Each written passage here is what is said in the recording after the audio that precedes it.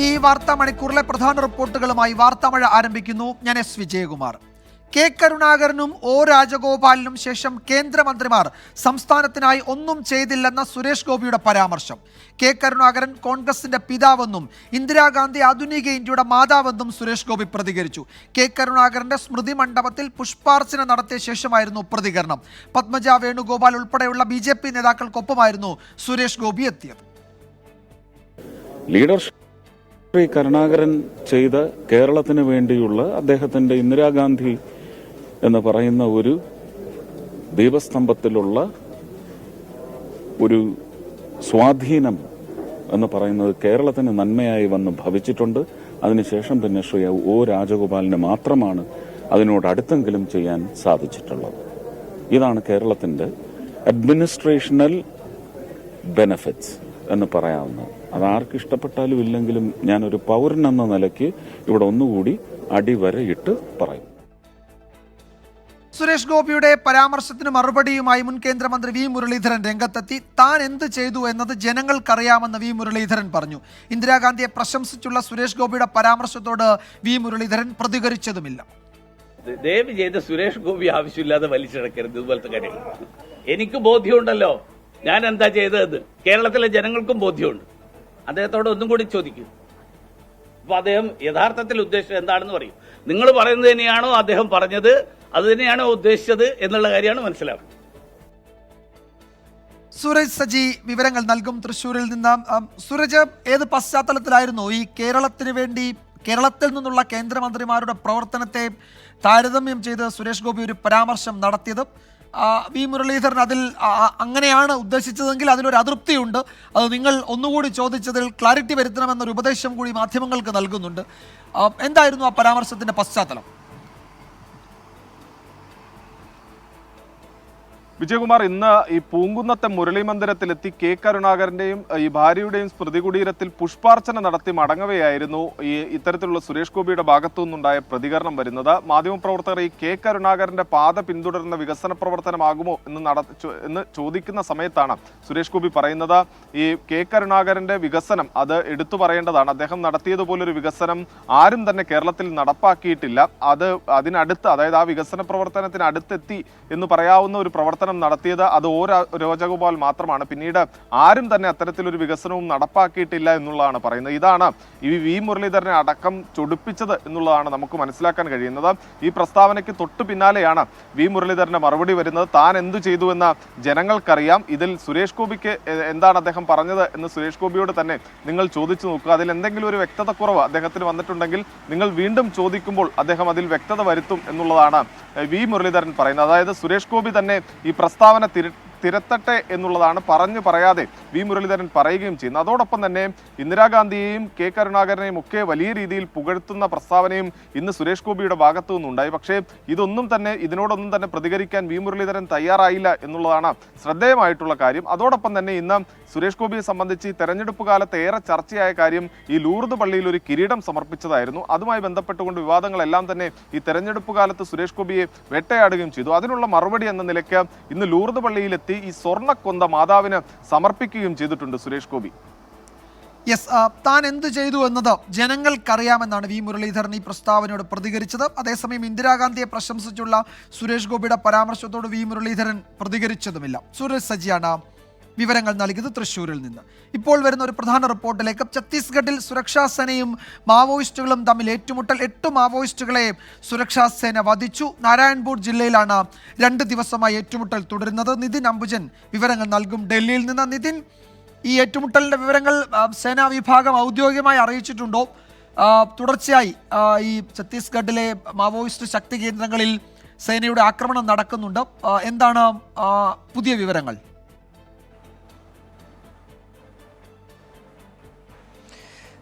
വിജുകുമാർ, നാരായൺപൂർ ജില്ല, ബിജാപൂർ, അതോടൊപ്പം ദന്തേവാഡ് എന്നീ 3 ജില്ലകളിലായി കിടക്കുന്ന അബുജാമാഗ് എന്നൊരു വനമേഖലയിലാണ് കഴിഞ്ഞ 2 ദിവസമായി സുരക്ഷാ സേനയും അതോടൊപ്പം തന്നെ മാവോയിസ്റ്റുകൾ തമ്മിൽ ഏറ്റുമുട്ടൽ നടക്കുന്നത്. കഴിഞ്ഞ ഏതാനും ദിവസങ്ങളായി സംസ്ഥാനത്ത് മാവോയിസ്റ്റ് വിരുദ്ധ നടപടി സുരക്ഷാ സേനയുടെ ഭാഗത്തുനിന്നും നടന്നു വരികയായിരുന്നു.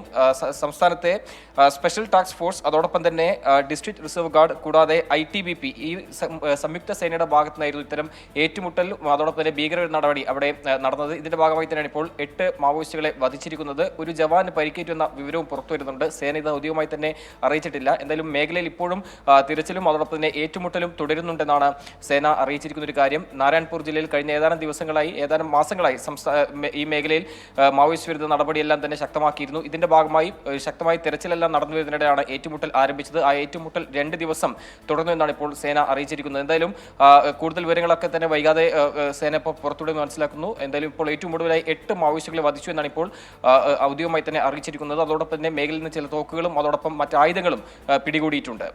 വിജയകുമാർ. യെസ്, 8 മാവോയിസ്റ്റുകളെ വധിച്ചിട്ടുണ്ട്. നാരായൺപൂർ ജില്ലയിലാണ് 2 ദിവസമായി ഏറ്റുമുട്ടൽ തുടരുന്നത്. സേനാ വിഭാഗം ഔദ്യോഗികമായി ഇക്കാര്യത്തിൽ കൂടുതൽ വിവരങ്ങൾ പുറത്തുവിടും വൈകാതെ എന്നാണ് ഡൽഹി ബ്യൂറോ റിപ്പോർട്ട് ചെയ്യുന്നത്. നിതിൻ അംബുജനാണ് വിശദാംശങ്ങൾ നൽകിയത്. ആലപ്പുഴയിൽ പൊതുചടങ്ങിനിടെ പരിപാടി തുടങ്ങാൻ വൈകിയതിനെ തുടർന്ന് മുൻ മന്ത്രിയും CPM നേതാവുമായ ജി സുധാകരൻ ക്ഷോഭിച്ചിറങ്ങിപ്പോയി. CBC വാര്യർ സ്മൃതി പരിപാടിയിൽ പുരസ്കാര സമർപ്പണത്തിനെത്തിയതായിരുന്നു ജി സുധാകരൻ. മനീഷ് മഹിവാൽ ആലപ്പുഴയിൽ നിന്ന് ചേരുന്നു. മനീഷ്, CPMന്റെ പ്രധാനപ്പെട്ട നേതാക്കൾ സംഘാടകരായ ഒരു പരിപാടിയാണ്.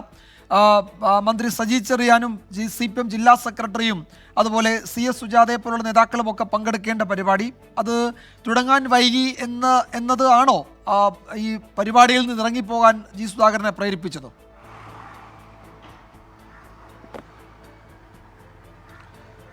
വിജയകുമാർ, മന്ത്രിയായിരിക്കുന്ന സമയത്ത് ജി സുധാകരൻ്റെ പതിവ് ശൈലിയായിരുന്നു ഏതെങ്കിലും പരിപാടിക്ക് കൃത്യസമയത്ത് അദ്ദേഹം എത്തിച്ചേർന്ന ശേഷം പിന്നീടും ആ പരിപാടി തുടങ്ങിയില്ലെങ്കിൽ അല്ലെങ്കിൽ അതിൽ പ്രധാനപ്പെട്ട അധ്യക്ഷനോ ഉദ്ഘാടകനോ എത്തിയില്ലെങ്കിൽ പോലും ആ പരിപാടിയിൽ നിന്ന് ഇറങ്ങിപ്പോകുക സുധാകരൻ്റെ പതിവ് ശൈലിയാണ്. പക്ഷേ ഈ ഇന്നത്തെ പരിപാടിയിൽ അദ്ദേഹത്തിന് ഇറങ്ങിപ്പോക്കിന് മറ്റെന്തെങ്കിലും മാനമുണ്ടോ എന്നുള്ളതാണ് ഏറ്റവും പ്രധാനപ്പെട്ട ചോദ്യം. ഇന്നത്തെ പരിപാടിയിൽ ഉദ്ഘാടക ആയിട്ടുള്ളത് കേന്ദ്ര കമ്മിറ്റി അംഗം CS സുജാതയും ഒപ്പം തന്നെ മന്ത്രി സജി ചെറിയാൻ, CPMന്റെ സംസ്ഥാന കമ്മിറ്റി അംഗം CB ചന്ദ്രബാബു, ജില്ലാ സെക്രട്ടറി R നാസർ, ഹരിപ്പാടത്തെ CPMന്റെ നേതാവ് സത്യപാലൻ അടക്കമുള്ള മുതിർന്ന നേതാക്കൾ എത്തേണ്ട പരിപാടിയായിരുന്നു. പരിപാടിയിലെ സമയം 10 മണി. അദ്ദേഹത്തെ പുരസ്കാര സമർപ്പണത്തിന് ക്ഷണിച്ച സമയവും 10 മണിയാണ്. പക്ഷേ 10:30 വേദിയിൽ മറ്റാരും എത്തിയില്ല. ഒറ്റയ്ക്കിരുന്ന് മുഷിഞ്ഞ ജി സുധാകരൻ 10:30 തന്നെ വാച്ചിലെ സമയം നോക്കി പിന്നീട് പടികളിറങ്ങി അവിടെ നിന്ന് മടങ്ങുകയായിരുന്നു. 10:30 കഴിഞ്ഞ് അദ്ദേഹം പോയി 10:45 ഉദ്ഘാടക CS സുജാത എത്തിയത്. പിന്നീട് 11 മണിക്ക് മുൻപായി ജില്ലാ സെക്രട്ടറി R നാസറും CB ചന്ദ്രബാബുവും സത്യപാലനും എത്തി. 11 മണിക്കും മന്ത്രി സജി ചെറിയാൻ അപ്പോഴും എത്തിയില്ല. അങ്ങനെ 11 മണിയോടുകൂടി തന്നെ പരിപാടി ആരംഭിച്ചു. ചാരുമൂടിൽ തനിക്ക് മറ്റൊരു പരിപാടി ഉണ്ടെന്ന് സംഘാടകരോട് വിശദീകരണം അറിയിച്ച ശേഷമായിരുന്നു ജി സുധാകരൻ അവിടെ നിന്ന് മടങ്ങിയത്. കഴിഞ്ഞ ദിവസം ജി സുധാകരൻ നടത്തിയ പരാമർശങ്ങളൊക്കെ തന്നെ വലിയ വിവാദം പാർട്ടിക്കുള്ളിൽ ഉണ്ടാക്കിയിട്ടുണ്ട്. അദ്ദേഹം നടത്തിയിട്ടുള്ള കേന്ദ്രമന്ത്രിസഭയിലെ മന്ത്രിമാർക്കെതിരെ വ്യക്തിപരമായ വലിയ അഴിമതി ആരോപണങ്ങളില്ല. ഒപ്പം തന്നെ സംസ്ഥാന സർക്കാരിനെതിരായിട്ടുള്ള പരോക്ഷ വിമർശനമൊക്കെ തന്നെ പാർട്ടിയിൽ വലിയ ചർച്ചാ വിഷയം ആയിട്ടുള്ള സാഹചര്യത്തിലാണ് ഇങ്ങനെ മുതിർന്ന CPM നേതാക്കൾ പങ്കെടുക്കുന്ന പരിപാടിയിൽ അദ്ദേഹം അരമണിക്കൂറായും പരിപാടി തുടങ്ങാത്തതിൽ മുതിർന്ന നേതാക്കൾ എത്താത്ത സാഹചര്യത്തിൽ അവിടെ നിന്നും ഇറങ്ങിപ്പോയത്. മനീഷ്, ഇക്കാര്യത്തിൽ സംഘാടകരോ സുധാകരനോ പിന്നീട് എന്തെങ്കിലും ഒരു വിശദീകരണം നൽകിയിട്ടുണ്ടോ? അപ്പോൾ ഒരു പ്രതിഷേധ സൂചകമായി ഇപ്പോഴത്തെ സാഹചര്യത്തിൽ ഒരു പാർട്ടി സംഘടിപ്പിക്കുന്ന വേദിയിൽ നിന്ന് അദ്ദേഹം ഇറങ്ങിപ്പോകുന്നുണ്ടെങ്കിൽ അത് കേവലം സമയം മാത്രമല്ല പ്രശ്നം, മറ്റ് ചില പ്രശ്നങ്ങൾ കൂടി ആലപ്പുഴ ജില്ലയിൽ പ്രത്യേകിച്ചുണ്ട് എന്ന് നമുക്കറിയാം. അപ്പോൾ അതിൻ്റെയൊക്കെ പശ്ചാത്തലത്തിൽ ഇത്തരം ഒരു വാർത്ത പ്രചരിക്കുകയൊക്കെ ചെയ്തല്ലോ. അപ്പോൾ എന്തെങ്കിലും ഒരു വിശദീകരണം ഉണ്ടായിട്ടുണ്ടോ?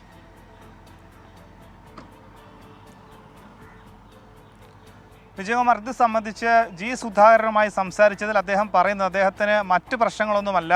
12 മണിക്ക് ചാരുമൂട്ടിൽ, അതായത് ഈ ഹരിപ്പാടിൽ നിന്ന് ഏകദേശം 1 മണിക്കൂർ ദൂരമുണ്ട് ചാരുമൂട്ടിലേക്ക്. അവിടെ 12 മണിക്ക് ഒരു പരിപാടിയുടെ ഉദ്ഘാടകനാണെന്ന് താൻ നേരത്തെ തന്നെ സംഘാടകർ അറിയിച്ചിരുന്നു. അവിടെ കൃത്യസമയത്ത് എത്തണം. ഇത് CPMന്റെ ഹരിപ്പാട് ഏരിയ സെക്രട്ടറിയോടും ഒപ്പം തന്നെ ഈ CBC ഫൗണ്ടേഷൻ്റെ സംഘാടകരോടും പറഞ്ഞറിയിച്ച ശേഷമാണ് താൻ ഇറങ്ങിയതെന്നാണ് പറയുന്നത്. പക്ഷേ ഇവിടെ പ്രധാനപ്പെട്ട നേതാക്കൾ പങ്കെടുക്കുന്ന ഒരു പരിപാടിയിൽ നിന്നും ജി സുധാകരനെ പോലെ മുതിർന്ന ഒരു നേതാവ് ഇറങ്ങിപ്പോകുമ്പോൾ അതിന് മറ്റു ചില മാനങ്ങൾ ഉണ്ടെന്നാണ് ഒരു ആക്ഷേപം കൂടി ഉയരുന്നുണ്ട്. ഇത് സംബന്ധിച്ച് പാർട്ടിയുടെ വിശദീകരണം, ഇത് സംബന്ധിച്ച് ഏരിയ സെക്രട്ടറിയോ അല്ലെങ്കിൽ പരിപാടിയിൽ പങ്കെടുത്ത CS സുജാതയോ CB ചന്ദ്രബാബുവോ R നാസറോ ഒന്നും ഒരു മറുപടി നൽകിയിട്ടില്ല. എന്താണ് സുധാകരൻ്റെ ഈ ഇറങ്ങിപ്പോക്കിന് കാരണം ഇത്തരത്തിലുള്ള പരിപാടികൾ ജി സുധാകരൻ പങ്കെടുക്കുന്ന പരിപാടികൾ താരതമ്യേന കുറവാണ്. അദ്ദേഹം നേതൃനിരയിൽ നിന്ന് മാറി നിന്ന സാഹചര്യത്തിൽ ഇത്തരം സാധാരണഗതിയിലുള്ള പരിപാടികൾ ഉണ്ടാകുമെങ്കിലും മുതിർന്ന നേതാക്കൾ പങ്കെടുക്കുന്ന പരിപാടികൾ കുറവാണ്. നവകേരള സദസ്സടക്കം ആലപ്പുഴ ജില്ലയിൽ എത്തിയപ്പോഴൊന്നും സുധാകരനൊന്നും അവിടേക്കൊന്നും ക്ഷണമില്ലായിരുന്നു. അങ്ങനെ വലിയ പരിപാടികൾ ക്ഷണമില്ലാത്തപ്പോഴത് പാർട്ടി പരിപാടി അല്ലെങ്കിൽ കൂടി CPM-ന്റെ പരിപാടി അല്ലെങ്കിൽ കൂടി മുതിർന്ന നേതാക്കൾ പങ്കെടുത്ത പരിപാടിയിൽ വിട്ടുനിന്നതിനെ സംബന്ധിച്ച് എന്ത് വിശദീകരണമാകും സുധാകരൻ പാർട്ടിക്ക് നൽകുക, അല്ലെങ്കിൽ പാർട്ടി ഇത് സംബന്ധിച്ച് എന്ത് മറുപടിയായിരിക്കും നൽകുക എന്നതാണ് ഏറ്റവും പ്രധാനപ്പെട്ട ചോദ്യം. CPM നേതാക്കൾ സംഘാടകരായ CBC വാരിയർ ഫൗണ്ടേഷന്റെ ഒരു സ്മൃതി പരിപാടിയിലാണ്. അതിൽ പുരസ്കാര സമർപ്പണത്തിനായിരുന്നു ജി സുധാകരനെ ക്ഷണിച്ചത്. അതിൽ സമ്മേളനം വൈകുന്നു, അതിൽ ക്ഷോഭിച്ച് അദ്ദേഹം ഇറങ്ങിപ്പോവുകയാണ്. അദ്ദേഹത്തിന് മറ്റൊരു പരിപാടി ഉള്ളതുകൊണ്ടാണ് പോയത് എന്നാണ് പിന്നീട് അദ്ദേഹം മാധ്യമപ്രവർത്തകരോട് പറഞ്ഞത്. മനീഷ് മഹിപാലാണ് വിവരങ്ങൾ നൽകിയത് ആലപ്പുഴയിൽ നിന്ന്. CPIM-നെതിരെ അതിരൂക്ഷ വിമർശനവുമായി മുസ്ലിം ലീഗ് സംസ്ഥാന അധ്യക്ഷൻ പാണക്കാട് സാദിഖ് അലി ശിഹാബ് തങ്ങൾ. സദ്ദാം ഹുസൈൻ്റെയും പലസ്തീൻ്റെയും പേരിൽ വോട്ട് തട്ടാൻ CPM ശ്രമിച്ചു. ഏക സിവിൽ കോഡും മുത്തലാഖ് നിരോധനവും ലവ് ജിഹാദും ആദ്യം കേട്ടത് CPIM-ൽ നിന്നാണ്. മുസ്ലിം വിരുദ്ധ പ്രചാരണം BJPക്ക് ഗുണം ചെയ്തു. സമസ്തയെ രാഷ്ട്രീയത്തിലേക്ക് വലിച്ചിഴയ്ക്കാൻ CPM നീക്കം നടത്തിയെന്നും ചന്ദ്രികയിൽ പ്രസിദ്ധീകരിച്ച അഭിമുഖത്തിൽ സാദിഖ് അലി ശിഹാബ് തങ്ങൾ കുറ്റപ്പെടുത്തുന്നു. മിഥില ബാലൻ വിവരങ്ങൾ നൽകും കോഴിക്കോട്ട് നിന്ന്. മിഥില, കഴിഞ്ഞ ദിവസങ്ങളിലൊക്കെ ചർച്ചയായ ഒരു കാര്യം, SNDP യോഗം ജനറൽ സെക്രട്ടറി വെള്ളാപ്പള്ളി നടേശനൊക്കെ പറയുന്നത് CPM-ന്റെ ഇടതുമുന്നണിയുടെ മുസ്ലിം പ്രീണനം ഭൂരിപക്ഷ സമുദായങ്ങളെ അകറ്റി, അതുകൊണ്ടാണ് വലിയ പരാജയം അവർക്കുണ്ടായത് എന്നാണ്. അതിനിടെയാണ് ഇപ്പോഴിതാ ലീഗ് അധ്യക്ഷൻ ചന്ദ്രികയിലെ അഭിമുഖത്തിൽ മറ്റൊരു കാഴ്ചപ്പാട് മുന്നോട്ട് വയ്ക്കുന്നത്. എന്തൊക്കെയാണ് അഭിമുഖത്തിൽ അദ്ദേഹം സൂചിപ്പിക്കുന്നത്?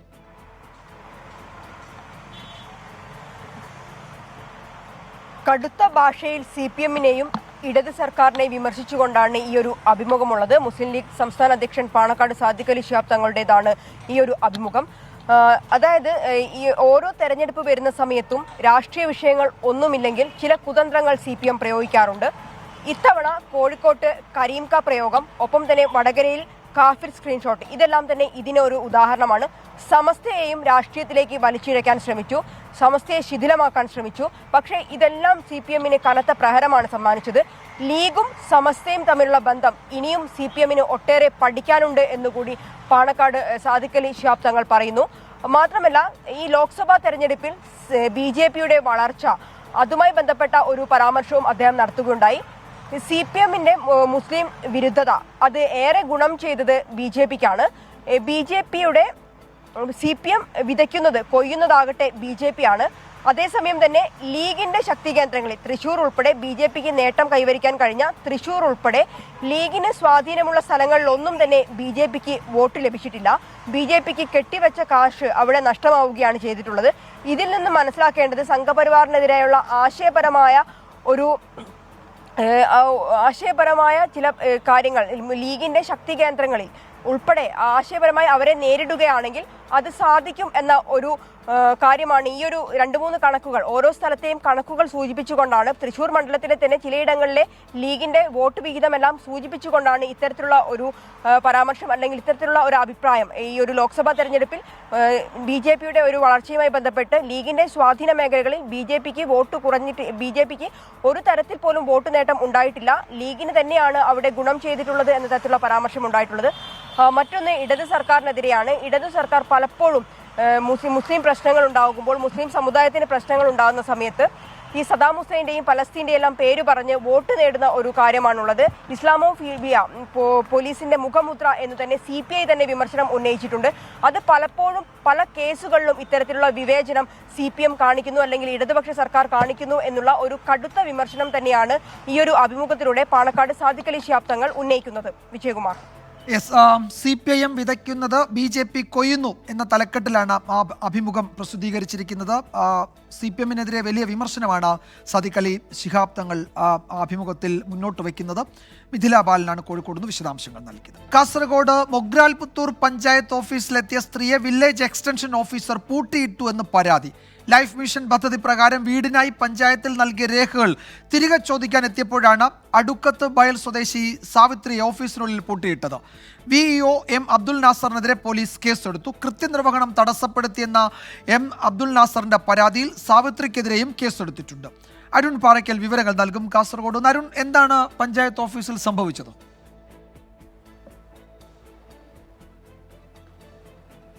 വിജയകുമാർ, ഈ സാവിത്രിയുടെ കുടുംബം രണ്ട് മാനസിക വെല്ലുവിളികൾ നേരിടുന്ന രണ്ട് ആൺമക്കളും ഭർത്താവും അടങ്ങുന്നതാണ് ഈ സാവിത്രിയുടെ കുടുംബം. സാവിത്രിക്ക് ലൈഫ് മിഷനിൽ വീട് പാസ്സായെന്ന് മൊഗ്രാൽ പുത്തൂർ പഞ്ചായത്തിൽ നിന്ന് അറിയിക്കുന്നു. ഈ പഞ്ചായത്ത് അധികൃതർ പറഞ്ഞതനുസരിച്ച് സാവിത്രി ഉണ്ടായിരുന്ന വീട് പൊളിച്ചു മാറ്റി, തുടർന്ന് പുതിയ വീട് വെക്കുന്നതിന് വേണ്ടി കുഴൽക്കിണറും കുഴിച്ചു. ഈ സാവിത്രിയുടെ മകളുടെ സ്വർണം, അതായത് വിവാഹം കഴിഞ്ഞു പോയ മകളുടെ സ്വർണമൊക്കെ വിറ്റ് ആ പണം ഉപയോഗിച്ചായിരുന്നു ഈ പ്രവൃത്തികളൊക്കെ തന്നെ ചെയ്തത്. എന്നാൽ അതിനുശേഷം പഞ്ചായത്ത് അധികൃതരിൽ നിന്ന് അറിയിപ്പെത്തി, ഞങ്ങൾ ഉദ്ദേശിച്ച സാവിത്രി നിങ്ങളല്ല, അത് മറ്റൊരാളാണ് എന്ന് പറയുന്നു. ഇതിന്റെ അടിസ്ഥാനത്തിൽ ഉള്ള വീടൊക്കെ പൊളിച്ചു മാറ്റി ചെറിയൊരു കൂരയിൽ, ടാർപോളിൻ ഷീറ്റും കൊണ്ടൊക്കെ മറിച്ച ഒരു കൂരയിലാണ് ഇപ്പോൾ സാവിത്രിയും ഭർത്താവും രണ്ട് മാനസിക വെല്ലുവിളികൾ നേരിടുന്ന ആൺമക്കളും ഉൾപ്പെടെ താമസിക്കുന്നത്. വീണ്ടും ഇതിന്റെ മുന്നോടിയായി കരാറിനുള്ള രേഖകളും അതുപോലെ തന്നെ ഈ വീടിനുള്ള സ്ഥലത്തിന്റെ രേഖകളുമൊക്കെ പഞ്ചായത്തിന് കൈമാറിയിരുന്നു.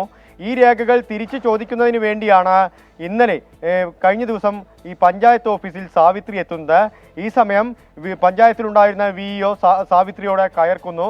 തുടർന്ന് സാവിത്രിയോട് മോശമായി പെരുമാറുന്നു. ഇതിനെ തുടർന്ന് സാവിത്രിയെ ആ വില്ലേജ് എക്സ്റ്റൻഷൻ ഓഫീസറുടെ റൂമിലിട്ട് അദ്ദേഹം പുറത്തുനിന്ന് റൂം പൂട്ടിക്കൊണ്ട് പുറത്തേക്ക് ഇറങ്ങുന്ന ഒരു സാഹചര്യമാണ് ഉണ്ടായത്. എന്തായാലും പഞ്ചായത്തിലെത്തിയ ഒരു ഗുണഭോക്താവിനെ ക്രൂരമായ രീതിയിൽ മാനസിക സമ്മർദ്ദത്തിലാക്കുന്ന ഒരു നടപടിയാണ് വില്ലേജ് എക്സ്റ്റൻഷൻ ഓഫീസറുടെ ഭാഗത്തു നിന്നുണ്ടായതെന്നാണ് പോലീസും പറയുന്നത്. അദ്ദേഹത്തിനെതിരെ കേസെടുത്തിട്ടുണ്ട്. ജാമ്യം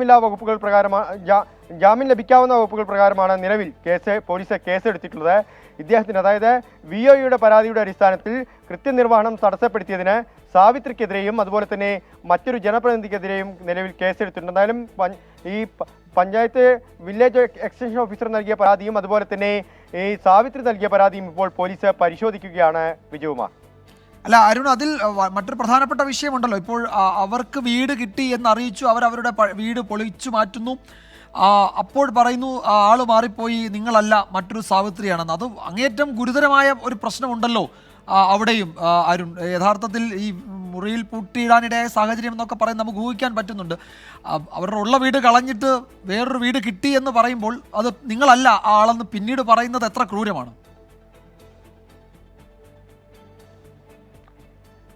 വിജയകുമാർ, അത് തന്നെയാണ്. ആ കാര്യത്തിൽ ഒരു വിശദീകരണം നൽകാനോ അല്ലെങ്കിൽ അവർക്ക് മറ്റൊരു പോംവഴി പരിഹാരം നിർദ്ദേശിക്കാനോ ഇതുവരെയും പഞ്ചായത്ത് അധികൃതർ ആരും തന്നെ തയ്യാറായിട്ടില്ല എന്നുള്ളതാണ്. ഈ വില്ലേജ് എക്സ്റ്റൻഷൻ ഓഫീസറെ നിരവധി തവണ സാവിത്രി ഇതുമായി ബന്ധപ്പെട്ട് വിളിച്ചിരുന്നു. അദ്ദേഹമാണ് ഈ വീടിന്റെ കാര്യങ്ങളൊക്കെ തന്നെ നോക്കിയിരുന്നത്. പക്ഷേ അതിൽ കൃത്യമായൊരു മറുപടി നൽകുന്നതിന് വേണ്ടി ഈ വീട്ടുകാർ, കുടുംബത്തിന് കൃത്യമായൊരു മറുപടി നൽകുന്നതിന് വേണ്ടി ഇതുവരെയും പഞ്ചായത്തിൽ നിന്ന് ആരും തിരിഞ്ഞു നോക്കിയിട്ടില്ല എന്നൊരു പരാതിയാണ് ഈ കുടുംബം ഉന്നയിക്കുന്നത്. ഇപ്പോൾ ഒരു ദുരിതപൂർണമായ ഒരു അവസ്ഥയിലാണ്, പ്രത്യേകിച്ച് മഴക്കാലമാണ്. ദുരിതപൂർണമായ അവസ്ഥയിലാണ് ഈ സാവിത്രിയും ഭർത്താവും മിത്രനും അതുപോലെ തന്നെ മാനസിക വെല്ലുവിളികൾ നേരിടുന്ന രണ്ട് ആൺമക്കളും ആ വീട്ടിൽ താമസിക്കുന്നത്. അവിടെ ചുമരൊന്നുമില്ല. ആ വീടിന് കൃത്യമായൊരു അടച്ചുറപ്പില്ലാത്ത വീടാണ് നിലവിലുള്ളത്. ഈ ടാർപോളിൻ ഷീറ്റ് കൊണ്ടൊക്കെ മറച്ച് അവരുടെ ഉള്ള വീടും കളഞ്ഞ് ഈ പഞ്ചായത്ത് അധികൃതരുടെ കൃത്യമായ ഒരു ഗുരുതരമായ അനാസ്ഥ അവിടെ ഉണ്ടായി എന്നുള്ളതാണ്. ഉറപ്പായും അത് തന്നെയാണ് വളരെ പ്രധാനപ്പെട്ടത് തന്നെയാണ്. വളരെ ഗുരുതരമായ ഒരു അനാസ്ഥ അക്കാര്യത്തിൽ ഉണ്ടായിട്ടുണ്ട്. അതിനുകൂടി പഞ്ചായത്ത് അധികൃതർ, ഇപ്പോൾ വില്ലേജ് എക്സ്റ്റൻഷൻ ഓഫീസറാണ് അതിൻ്റെ ഉത്തരവാദിയെങ്കിൽ അദ്ദേഹം അതിനുകൂടി മറുപടി പറയേണ്ടതുണ്ട്. അരുൺ പാറക്കിലാണ് വിവരങ്ങൾ നൽകിയത്, കാസർഗോഡ് നിന്ന്. മലപ്പുറം AR നഗർ ബാങ്ക് ക്രമക്കേടിൽ മുസ്ലിം ലീഗ് നേതാക്കൾക്ക് ആദായ നികുതി വകുപ്പ് നോട്ടീസ്. മുൻ മന്ത്രി PK ബാവ, മുൻ ജില്ലാ പ്രസിഡന്റ് PPA കരീം ഉൾപ്പെടെ 16 പേർക്കാണ് നോട്ടീസ് അയച്ചത്. കണക്ക് ഹാജരാക്കിയില്ലെങ്കിൽ സ്വത്തുക്കൾ പിടിച്ചെടുക്കുമെന്ന് നോട്ടീസിൽ വ്യക്തമാക്കുന്നുണ്ട്. അഭിജിത്ത് മുഴക്കുന്ന വിവരങ്ങൾ നൽകും കോഴിക്കോട്ട് നിന്ന്. അഭിജിത്ത്, മുസ്ലിം ലീഗിനകത്തും പുറത്തുമൊക്കെ വലിയ ചർച്ചയായതാണ് ഈ AR നഗർ ബാങ്കിലെ ഇടപാടുമായി ബന്ധപ്പെട്ട ആരോപണങ്ങളും അഴിമതി ആരോപണങ്ങളും ഒക്കെ. എന്താണ് അതിൽ ആദായ നികുതി വകുപ്പിന്റെ ഇപ്പോഴത്തെ നീക്കങ്ങൾ? വിജയകുമാർ, 16 പേർക്കാണ് നിലവിൽ ആദായ നികുതി വകുപ്പിന്റെ കോഴിക്കോട് ഓഫീസിൽ നിന്ന് നോട്ടീസ് നൽകിയിരിക്കുന്നത്. ഇതിൽ മരിച്ചുപോയവരുൾപ്പെടെ ലീഗിന്റെ സംസ്ഥാന നേതാക്കളുണ്ട്. ഇവരോട് ആവശ്യപ്പെട്ടിരിക്കുന്നത് 2016 മുതൽ AR നഗർ അക്കൗണ്ടിൽ ഇവരുടെ അക്കൗണ്ടിലേക്ക് വന്ന നിക്ഷേപങ്ങളുടെ ഉറവിടം, സ്രോതസ് അത് വെളിപ്പെടുത്തണമെന്നുള്ളതാണ്. 7 ദിവസത്തെ സമയപരിധിയാണ് ആദായ നികുതി വകുപ്പ് നൽകിയിട്ടുള്ളത്. ഇതിനകം ഈ കണക്കുകൾ വെളിപ്പെടുത്തിയിട്ടില്ലെങ്കിൽ, വ്യക്തമാക്കിയിട്ടില്ലെങ്കിൽ സ്വത്ത് ജപ്തി ചെയ്യുന്നതടക്കമുള്ള തരത്തിലുള്ള നടപടികളിലേക്ക് കടക്കുമെന്നും ഈ നോട്ടീസിൽ പറയുന്നുണ്ട്. പ്രധാനമായും 2 നേതാക്കളുടെ പേര് വിവരങ്ങൾ പുറത്തു വരുന്നുണ്ട്. ഇവർക്ക് നോട്ടീസ് നൽകിയ വിവരങ്ങൾ പുറത്തു വരുന്നുണ്ട്. അതിലൊന്ന് PKK ബാവയാണ്. അദ്ദേഹം ലീഗ് നേതാവും മുൻ മന്ത്രിയുമാണ്. അദ്ദേഹത്തിന്റെ 1.18 കോടി രൂപയുടെ കണക്ക് വ്യക്തമാക്കണമെന്നാവശ്യപ്പെടുന്നു. ഒപ്പം തന്നെ വയനാട് ജില്ലാ ലീഗിന്റെ മുൻ പ്രസിഡന്റായ PPA കരീമിനോടും അദ്ദേഹത്തിന്റെ 1.35 കോടി രൂപയുടെ കണക്ക്, അതിന്റെ ഉറവിടം വ്യക്തമാക്കണമെന്ന് ആവശ്യപ്പെട്ടിട്ടുണ്ട്. ഈ 7 ദിവസത്തിനകം ഇതിന്റെ ഉറവിടം വ്യക്തമാക്കണമെന്നുള്ളത് തന്നെയാണ് ഈ നോട്ടീസിൽ പറയുന്നത്. ഏറ്റവും പ്രധാനപ്പെട്ട മറ്റൊരു കാര്യം, മരിച്ചുപോയവർക്കുൾപ്പെടെ ഈ നോട്ടീസ് നൽകിയിട്ടുണ്ട് എന്നുള്ളതാണ്. 2 പേർ ഈ 16 പേരിൽ ഉൾപ്പെടുന്നു. മരിച്ചുപോയ 2 പേർ ഈ 16 പേരിൽ ഉൾപ്പെടുന്നു എന്നുള്ളതാണ് നാം അറിയുന്നത്. ഇവർ ഇതിനോടകം തന്നെ ലീഗ് നേതൃത്വത്തിനെ അടക്കം കണ്ട് തങ്ങളുടെ പരാതി ബോധിപ്പിച്ചിട്ടുണ്ട് എന്നുള്ള ഒരു കാര്യം കൂടി നിലവിൽ വ്യക്തമാകുന്നുണ്ട്. വിജയകുമാർ. AR നഗർ ബാങ്ക് ക്രമക്കേട് ആരോപണങ്ങളിലാണ് ലീഗ് നേതാക്കൾക്ക് ആദായനികുതി വകുപ്പ് നോട്ടീസ് നൽകിയത്. അതിൽ ഒന്ന് മുൻ മന്ത്രി PKK ബാവയും ഉൾപ്പെടുന്നുണ്ട്. കണക്ക് ഹാജരാക്കിയില്ലെങ്കിൽ സ്വത്തുക്കൾ പിടിച്ചെടുക്കും എന്നാണ് ആദായനികുതി വകുപ്പ് ഈ നോട്ടീസിൽ പറയുന്നത്. ഈ റിപ്പോർട്ടോടെ വാർത്താമഴ അവസാനിക്കുന്നു.